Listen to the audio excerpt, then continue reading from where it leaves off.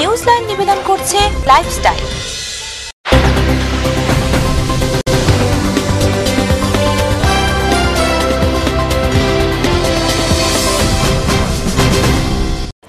নমস্কার, আপনারা দেখছেন TV7 নিউজলাইন নিয়ে আমি বিজয়লক্ষ্মী আছি আপনাদের সঙ্গে। চোখ রাখবো এই মুহূর্তের বিশেষ খবরের উপর। সারদা কাণ্ড ঘটেছে এবং সারদা কাণ্ডে বহু নেতা টাকা লুটে পুটে খেয়েছে, এটা সত্যি কথা। আমরাই প্রথম এই সমস্ত কাণ্ডে সিবিআই তদন্ত চেয়েছিলাম। আমাদের দাবি ছিল 18 থেকে 20 লক্ষ মানুষ টাকা রেখে সর্বশান্ত হয়েছে, তাদের টাকা ফেরত দিতে হবে। সিবিআই তদন্ত করছে। মদন গ্রেপ্তার হয়েছে, মুকুলকে ডেকেছে।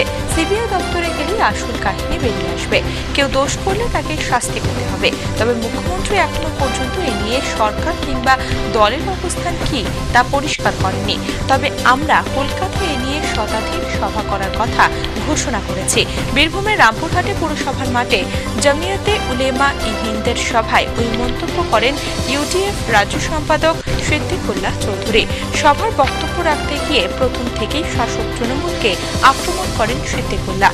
তিনি বলেন, আমরা পশ্চিমবঙ্গ নিয়ে খুবই চিন্তিত, তবে এই পরিস্থিতির খুব তাড়াতাড়ি পরিবর্তন ঘটবে বলেও মন্তব্য করেন সিদ্দিকুল্লাহ। বাঁকুড়ার বিষ্ণুপুরে একসময় ছিল মল্ল রাজত্বের রাজধানী। মল্ল রাজত্বের পৃষ্ঠপোষকতায় একসময় এই বিষ্ণুপুরে ধ্রুপদ সঙ্গীত ও লোক সংস্কৃতির চর্চা, সাহিত্য ও শিল্পকলার চর্চা সারা পেয়েছিল সারা দেশে। আর সেই ইতিহাসকে সাক্ষী রেখে মিলে গেল দুই ভিন্ন দেশের দুই ভিন্ন ধারায় সংস্কৃতি। পারস্পরিক আদান প্রদানে সমৃদ্ধ হল প্রাচ্য ও পাশ্চাত্যের লোকশিল্পীরা। বাংলার এই প্রাচীন লোক সংস্কৃতির সাথে মিলেমিশে একাকার হয়ে গেল সুদূর ফ্রান্সের লোক সংস্কৃতি প্যাকোটাইল।